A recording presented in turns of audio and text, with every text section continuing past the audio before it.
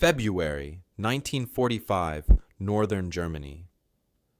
The wind screamed across the frozen wasteland like a wounded animal. Sergeant James McKnight pulled his coat tighter as ice crystals stung his face. He couldn't feel his fingers anymore. The thermometer clipped to his pack read -15 degrees Celsius. That was cold enough to kill a man in hours. Cold enough to freeze skin solid in minutes. McKnight and his four-man Canadian reconnaissance crew had been stuck in this position for 36 hours. Their orders were simple: watch the road, report enemy movement, don't get involved with civilians. The war was almost over. Everyone knew it. The German forces were falling back, retreating deeper into their own territory. But that didn't make the cold any easier to bear. It didn't make the waiting any less terrible. Then McKnight heard it, a sound that didn't belong in this frozen hell. At first, he thought the wind was playing tricks on him, but there it was again, crying, faint and far away, but definitely crying. The kind of sound that grabbed your heart and squeezed. You hear that? McKnight asked his corporal, a tough kid from Toronto named Davies. Davies tilted his head, listening. Hear what? Just wind, Sarge. But McKnight heard it clearly now. Children, multiple voices, weak and desperate. Coming from somewhere to the east, maybe 200 yards away, in the direction of a bombed-out town they'd passed the day before. Nothing but rubble and broken walls. No one should be alive there. This was exactly the kind of situation their commanders had warned them about. The roads were packed with German refugees, thousands of them. Maybe tens of thousands. Old people, women, children, all running from the advancing Soviet forces in the east, running toward the British and Canadian lines in the west because at least the Western Allies wouldn't shoot them on sight. The German military couldn't protect them anymore. The evacuation plans had collapsed. People were dying in ditches, freezing in abandoned buildings, starving in the snow. And the Canadian Army's position was clear. This is not our problem. We are soldiers, not babysitters. We have a mission. Stick to the mission. McKnight was 28 years old. Before the war, he'd spent his whole life on a farm in Manitoba. He knew cold. He knew what it did to living things. He'd found frozen cattle in the fields after bad storms. He knew exactly what those children were going through right now, wherever they were. I'm going to check it out, McKnight said. Davies looked at him like he'd lost his mind. Sarge, we can't leave our position. Orders are orders. We're supposed to... I know what the orders are, McKnight interrupted. But I also know what I'm hearing. Those are kids, Davies, little kids. The other three men in the crew had gathered around now. Wilson, the radio operator. Patterson, barely 19 years old. And Kowalski, who hadn't spoken more than 10 words since they'd crossed into Germany. They all looked at McKnight with the same expression. Part of them wanted to help. Part of them knew better. What if it's a trap? Wilson asked quietly. Germans could be using kids as bait. Wouldn't be the first time. McKnight had thought of that. The Germans were desperate now. Some units were fighting like cornered animals. But this didn't feel like a trap. Traps didn't cry like that. Traps didn't sound so weak, so hopeless. Then we'll find out together, McKnight said. But I'm going. Anyone who wants to stay here, stay here. No judgment. Nobody stayed. That was the thing about soldiers. They complained about everything, questioned every order, but when it came down to it, they stuck together. If their sergeant was walking into potential danger, they were walking with him. The crying grew louder as they moved through the snow. McKnight could make out individual voices now, young voices, some crying, some calling out in German. Words he couldn't understand, but the meaning was crystal clear. Help us. Please help us. The bombed-out schoolhouse appeared through the snow like a broken tooth. 3 walls still standing, the roof collapsed on one side. The windows were all blown out. The front door hung at a crazy angle. McKnight had walked past this building yesterday and assumed it was completely dead. Just another corpse of a building in a country full of them. The crying was coming from inside, from below. A basement, maybe. McKnight pushed through the broken doorway. The inside of the building was somehow even colder than outside. No wind, but no warmth either. Just dead, frozen air. He found the basement stairs. Half of them had collapsed, but enough remained to climb down. What he found in that basement would stay with him for the rest of his life. 18 children, huddled together in the corner like a pile of puppies trying to stay warm. The oldest looked maybe 12. The youngest couldn't have been more than 3 years old. Their lips were blue. Their skin was gray. Some of them weren't even crying anymore, just staring with empty eyes that had given up hope. They'd been down here for at least 36 hours, McKnight figured. Maybe longer.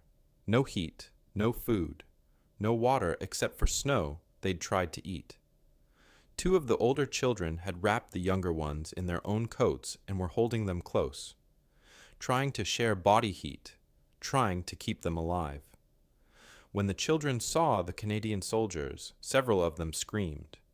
These were enemy soldiers, soldiers who bombed their cities and killed their fathers. For a moment, nobody moved. Then the smallest child, a little girl with blonde hair, started crying again. Not the hopeless crying from before. Something different.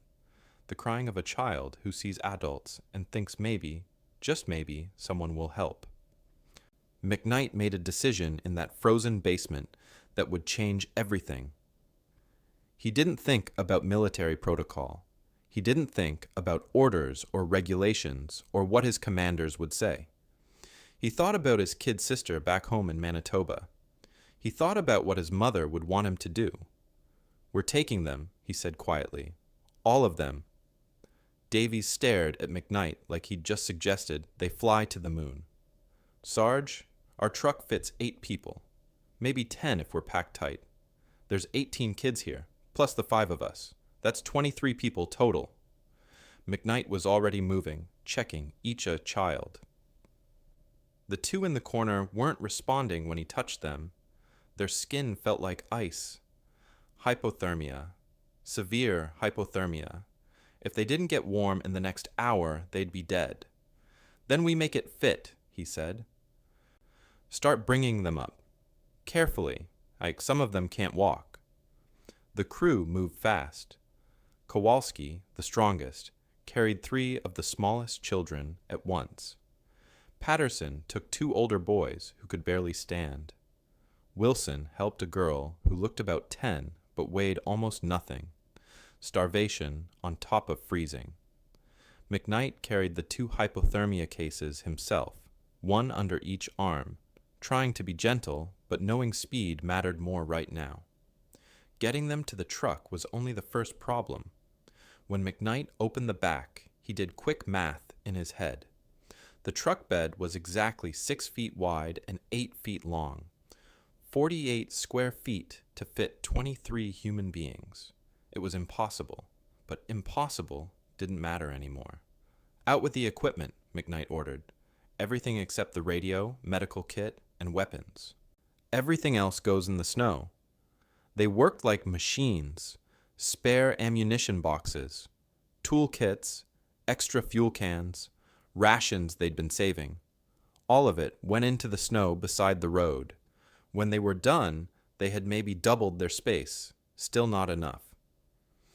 "We'll sit on the benches," Wilson said, pointing to the metal benches that ran along both sides of the truck bed.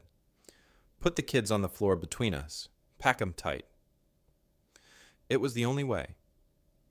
They started loading children. The smallest ones went in first, right near the cab where the engine heat would reach them. The older children filled in around them. McKnight made sure the 2 hypothermia cases were positioned directly against the metal wall that separated the truck bed from the engine. That wall would be warm. Not warm enough, but better than nothing. The children were too scared and cold to resist. Most of them didn't even seem to understand what was happening. A few of the older ones tried to say something in German. Thank you, maybe. Or please don't hurt us. McKnight couldn't tell. He just kept moving, kept organizing, kept trying to fit impossible pieces into an impossible puzzle. When all 18 children were loaded, the crew climbed in. They sat on the benches with children pressed against their legs, wedged between their boots. Kowalski had a small boy sitting on his lap. Davies had 2 girls leaning against his sides. There was no room to move, barely room to breathe, but everyone was in. McKnight grabbed the radio handset before they started driving. He had to report this, had to tell someone what they were doing. The radio crackled and hissed. Then a voice came through. Command Post, Lieutenant Davidson. Recon 4, this is base. Report. McKnight chose his words carefully. Base, we've encountered 18 German civilians. Children, critical condition, severe hypothermia. We're transporting them to the nearest Allied Medical Station. Silence, long enough that McKnight thought the radio had died. Then Davidson's voice came back, sharp and cold. Recon 4, negative. You are not authorized to transport civilians. Contact German authorities in the nearest town and... There are no German authorities, McKnight interrupted. Sir, these children will be dead in 2 hours if we don't move them now. 2 of them might already be past saving. Another pause. McKnight could picture Davidson at the command post, probably with a dozen officers standing around him. All of them thinking about regulations and proper procedure and what headquarters would say. All of them knowing that saving children wasn't part of the mission. Recon 4, you are ordered to maintain your observation position. You cannot abandon your post for... Sir, McKnight's voice was steady but firm. I'm not abandoning anything. I'm requesting permission to complete a humanitarian evacuation. If you deny that permission, I'm doing it anyway and accepting whatever consequences come after. The radio went silent again. McKnight waited. The children waited. His crew waited. Everyone barely breathing in the freezing truck. When Davidson came back on, his voice had changed. Softer, more human. The nearest medical station is 42 kilometers west. Route is through potentially hostile territory. You'll be passing through 3 towns we haven't fully cleared yet. If you get into trouble, I can't send help. Do you understand? Yes, sir. Then get those kids to safety, Sergeant. I'll deal with headquarters. Davidson out. McKnight felt something release in his chest. They had permission. Sort of. Maybe. Enough to move. The drive was 4 hours of pure hell. The truck's heater was designed for the cab, not the open bed. McKnight had them rotate the children every 15 minutes. The ones who'd been near the warm engine wall got moved to the outer edges. The ones from the edges got moved to the center. Keep the warmth moving. Keep the blood flowing. They shared their water, 1 canteen between 23 people.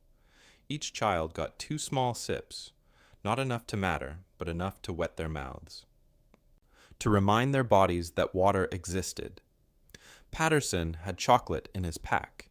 He broke it into tiny pieces, 1 piece per child. Some were too cold to chew. He'd let the chocolate melt in his palm and then let them lick it from his hand like puppies. McKnight kept checking the 2 hypothermia cases. The girl was responding a little. Her eyes would focus sometimes. She'd try to curl up tighter when he touched her. That was good. That meant her body was still fighting. The boy worried him more. Too still. Too quiet. McKnight pressed his own warm hands against the boy's chest every few minutes, trying to push heat into him through sheer willpower. They passed through the first town without incident. Abandoned, everyone gone. The second town had some German civilians on the streets, old men mostly. They stared at the truck full of children, but didn't move. Didn't try to stop them or help. just stared. The third town was different. McKnight saw German soldiers, maybe a dozen of them. Young kids mostly, probably 15 or 16 years old. The last scraps of Hitler's army. They had rifles.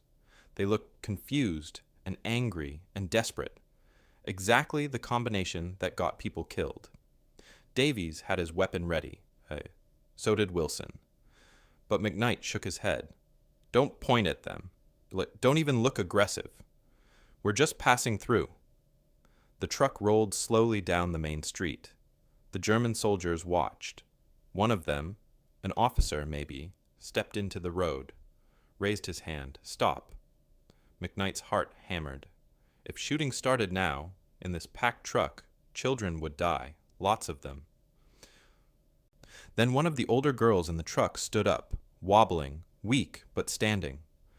She called out in German, fast words McKnight couldn't follow, but he heard one word repeated, kinder. Children. The German officer looked at the truck bed.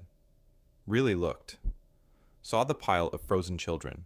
Saw Canadian soldiers sitting among them, not guarding them, but protecting them. His face changed. The anger drained away. He lowered his hand and stepped aside, waved them through. Nobody in the truck breathed until they were a mile past that town. The Allied Medical Station appeared through the snow like a miracle. 3 large tents with red crosses painted on white canvas. Trucks parked in neat rows, soldiers moving with purpose. McKnight had never been so happy to see anything in his entire life. When they pulled up to the main tent, doctors and nurses came running. They'd been radioed ahead. They knew what was coming. But knowing and seeing were 2 different things. McKnight watched their faces change as they looked into the truck bed. 18 German children packed like sardines. Blue lips, gray skin, eyes that had stopped hoping for anything. Get them inside now, a doctor shouted. He was British, older, with gray hair and steady hands. The 2 hypothermia cases first. Move, move, move. The medical staff worked like a well-oiled machine. They had heating blankets ready, warm water bottles, hot soup that smelled like heaven. They took the children one by one, checking them quickly, sorting them by severity. The 2 hypothermia cases disappeared into the surgical tent immediately. The rest were wrapped in blankets and carried to heated recovery areas. McKnight stood in the snow and watched it all happen. His hands were shaking, not from cold, from something else. Relief, maybe, or delayed fear. He'd been holding himself together for 4 hours, and now that the children were safe, his body was remembering how to fall apart. A nurse approached him, young woman, Canadian accent. Sergeant, we need information. Do you know their names, ages, medical history? McKnight shook his head. We found them in a basement. They don't speak English. We don't speak German. I don't know anything except they were freezing to death.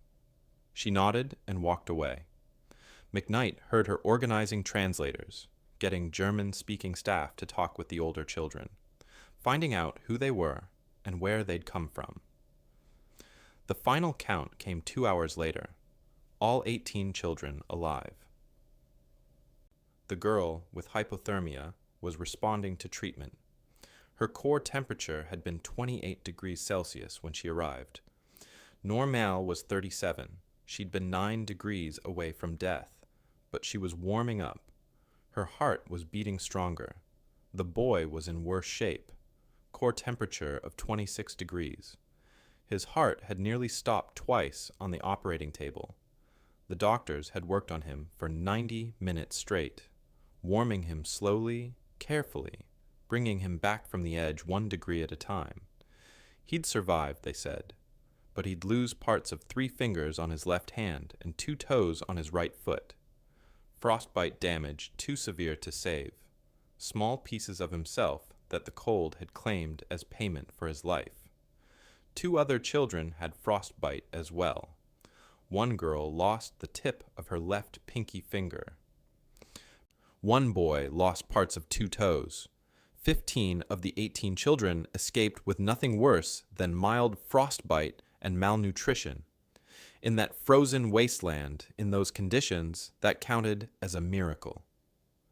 McKnight was writing his report when the military police arrived. 2 officers, neither looked happy. "Sergeant James McKnight?" "That's me." "You're to come with us. There's an inquiry. Questions about your conduct during the operation." McKnight had known this was coming.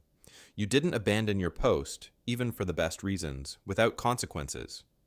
He followed them to a different tent where 3 senior officers sat behind a folding table.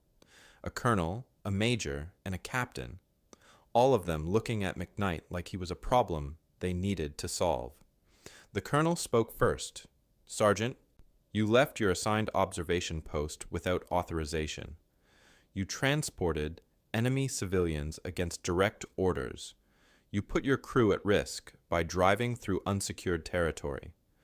Do you understand the severity of these violations?" "Yes, sir." "Do you have anything to say in your defense?" McKnight thought about it. He could explain about the crying he heard, about the children's faces, about how cold it was and how little time they had. But none of that would matter to these men. They cared about rules and regulations and proper procedure. "No, sir," McKnight said quietly. "I did what I did. I'd do it again." The major leaned forward. "You'd do it again, even knowing you could face court-martial? Even knowing you endangered your entire crew?" "Sir, with respect, I didn't endanger my crew. They volunteered. Every single one of them could have stayed at the observation post. They chose to come." "That's not how military discipline works, Sergeant. When you make a decision, your men follow. That's what they're trained to do. You abused that trust." The captain, who'd been quiet until now, cleared his throat. "I have a question. When you found those children, what did you see? Specifically?" McKnight looked at him. Really looked. The captain was younger than the others. Maybe 30. He had kind eyes. "I saw children, sir. Not German children. Not enemy children. Just children. Cold and scared and dying. I saw my little sister back home. I saw every kid I ever knew. And I knew that if I left them there, I'd never forgive myself. Not in 1,000 years." The tent went quiet. McKnight could hear wind buffeting the canvas walls. Could hear voices outside, soldiers talking, life continuing. The colonel shuffled papers. "This inquiry will remain open while we determine appropriate action. You're confined to base until further notice. Dismissed." McKnight saluted and left. Outside, his crew was waiting. They'd been questioned too, probably faced the same accusations and threats, but they were all smiling. "Heard all the kids made it," Davies said. "Even the bad ones." "They're going to try to find their families," Wilson added. "They got translators talking to them. Some of them have relatives in other towns. Some of them don't know if their families are still alive." Patterson, the youngest, looked at McKnight with something like awe. "You think they'll really court-martial us, Sarge?" "Maybe, probably not. They'd have to admit that saving children is against regulations. That's not a good look." What McKnight didn't know yet was how fast the story was spreading. One of the nurses had written to her family about it. One of the doctors had mentioned it in his official report. By the end of the week, journalists would hear about it. Canadian soldiers saving German children. Human kindness in the middle of war. It was exactly the kind of story people needed to hear in those dark days of 1945. But there were other stories too. Stories that didn't make the newspapers. In the same region, during the same week, other Allied units had followed proper procedure. They'd found German civilians in distress and contacted authorities, waited for proper channels, followed the rules, and while they waited, people died. The numbers were hard to count, but estimates put it around 200 civilians who froze to death that week, while soldiers followed orders and maintained their positions. McKnight learned about this later. It made him feel sick and angry and sad all at once. 200 people, maybe more, all dead because no one wanted to break the rules. Back in the medical tent, the 18 children were getting stronger. The older ones told their stories through translators. Their town had been evacuated 3 days earlier. Their parents had put them in the schoolhouse basement for shelter while they went to find food and transportation. Then the bombing started. Buildings collapsed. Roads became impassable. Their parents never came back. They'd waited in that basement for 2 days, hoping someone would find them, hoping their mothers and fathers would return. The cold got worse. The crying got weaker. Then they heard boots on the stairs and saw foreign soldiers in strange uniforms. They thought they were going to die. Instead, they got blankets and chocolate and warm hands, holding them close during a long truck ride to safety. One of the older girls, maybe 11 years old, said something to the translator. The translator smiled and turned to McKnight. She says she didn't know enemy soldiers could be kind. She thought kindness died when the war started. She says you taught her that maybe some good things still exist in the world. McKnight didn't know what to say to that, so he just nodded and walked away before anyone could see the tears in his eyes. The military inquiry dragged on for 3 weeks. During that time, something unexpected happened. The story got out. A reporter for a Canadian newspaper heard about it from a medic who'd been at the station. He wrote an article, then another newspaper picked it up, then another. Within a month, people across Canada and Britain knew about the sergeant who'd saved 18 German children. The military brass found themselves in an impossible position. They couldn't publicly punish soldiers for saving children. The headlines would be devastating. But they also couldn't ignore that McKnight had abandoned his post and disobeyed direct orders. So they did what bureaucracies always do when faced with impossible choices. They did nothing. The inquiry quietly closed with no formal charges, no punishment, but also no commendation, no recognition. McKnight and his crew went back to regular duty like nothing had happened. The war ended 3 months later, May 1945. Germany surrendered. The shooting stopped. Soldiers started going home. McKnight returned to Manitoba in July, back to the farm, back to the quiet life he'd left behind 5 years earlier. His family asked about the war. He told them some stories. Not the one about the children. That one felt too big to share, too heavy to put into words. He tried to forget about it, tried to focus on planting seasons and harvest schedules and all the normal things that filled a farmer's life. But sometimes, late at night, he'd remember those faces, 18 pairs of eyes looking up at him from that frozen basement, trusting him to make the right choice. He'd wonder what happened to them, if they'd found their families, if they were okay. The years passed, 1946, 1947, 1950. McKnight got married, had 3 kids of his own, built a good life. The war became something he'd done once, a long time ago. Just another chapter in his story. Then, in the spring of 1960, he got a letter. The return address was from Germany. McKnight's hands shook a little as he opened it. Inside was a photograph. 5 adults standing together, smiling. All of them in their 20s or 30s now. All of them healthy and alive. Behind the photograph was a letter written in careful English. Dear Sergeant McKnight, we do not know if you remember us. We were children you saved in February 1945. We have been searching for you for many years. We would like to meet you and thank you properly. We would like you to know what your kindness meant to us. The letter was signed by 5 names, 5 of the 18 children. They'd found each other over the years, reconnected, shared their stories, and they'd all remembered the Canadian sergeant with the kind eyes who'd carried them to safety.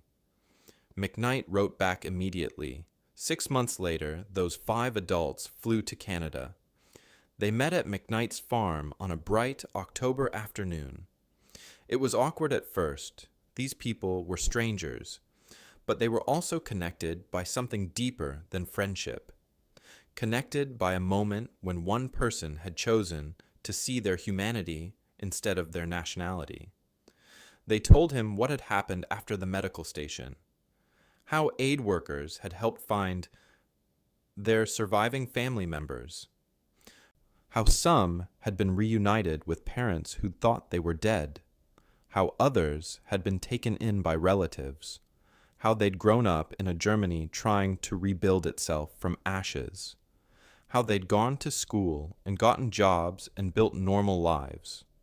Lives they wouldn't have had if not for a cold February night and a sergeant who'd refused to follow orders.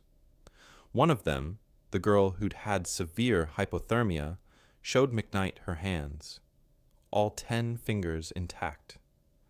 "The doctors told me I'd lose them all," she said, "but you got me warm fast enough. You saved my life and my hands." The boy who'd lost pieces of his fingers and toes was there too. He worked as a teacher now. "These," he said, holding up his damaged hand, "remind me every day how lucky I am, how close I came, how much I owe you." They stayed for a week. McKnight's crew came to visit. Davies drove up from Toronto. Wilson came from Ottawa. Patterson flew in from Vancouver. Kowalski had died in a car accident in 1953, but his widow came to represent him. They all sat together, soldiers and the children they'd saved, now adults with children of their own.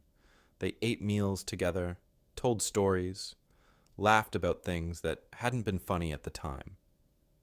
Before they left, the 5 Germans presented McKnight with a gift, a wooden plaque with all 18 names carved into it, the names of every child who'd been in that basement. Some had died in the years since. Disease, accidents, the normal tragedies that claim people in peacetime, but most were still alive, still out there in the world, living because of a choice 5 soldiers had made 15 years earlier. The story made newspapers again, bigger this time. International coverage. The Canadian military, embarrassed that they'd never officially recognized what McKnight had done, finally issued a formal commendation in 1963. 18 years late, but better than nothing. McKnight accepted it quietly. He didn't care much about medals or recognition. He'd done what felt right. That was enough. But the story had an impact beyond just McKnight and those 18 children. Military historians started documenting similar cases. They found more than 40 instances in the final months of World War II where Allied soldiers had broken protocol to save enemy civilians. Most of those soldiers had faced punishment or threats of punishment. Most had never been recognized. The publicity around McKnight's case changed that. It started conversations about humanity in warfare, about the difference between following orders and doing what's right, about how war can strip away everything until all that's left is the simple question, what kind of person do you want to be? In 1968, representatives from several countries used McKnight's story as a case study while updating the Geneva Conventions. They added new language about protecting civilians in war zones, about the moral obligation soldiers have to help non-combatants in distress, even if those non-combatants are technically enemy nationals. McKnight never knew how much his decision had influenced international law. He died in 1987 at age 70, surrounded by family. His funeral was attended by dozens of people, including 8 adults who'd once been frozen children in a German basement. Modern military academies still teach McKnight's story. They use it in ethics classes, in leadership training. They ask young officers the hard questions. What do you do when following orders means letting children die? What do you do when doing the right thing might end your career? What matters more, the rules we write down, or the values we claim to believe in? There are no easy answers to those questions. McKnight didn't have easy answers either. He just had a moment in time where he heard crying in the snow and made a choice that saved 18 lives, a choice that cost him nothing in the end except 3 weeks of anxiety and 15 years of waiting for recognition he didn't really need. The wooden plaque with 18 names still hangs in his family's home. His grandchildren ask about it sometimes. Who were these people? Why are their names on our wall? And the family tells them the story about a cold February night, about a basement full of dying children, about a sergeant who decided that some things matter more than following orders. In that frozen moment, those soldiers chose to see children before they saw nationality.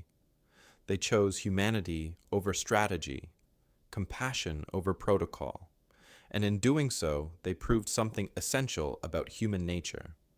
That even in history's darkest chapters, even when everything tells us to see enemies and divisions and reasons to let people suffer, we still have the capacity to recognize each other's fundamental worth.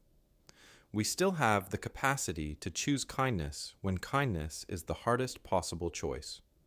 That capacity doesn't make war less terrible, doesn't make the deaths any less tragic, but it reminds us that we're more than our worst moments, more than the conflicts we create, more than the lines we draw between us and them.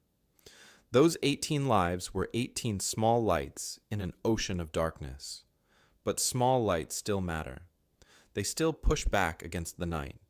And sometimes, if we're lucky, they shine long enough for others to see by, long enough to light the way home.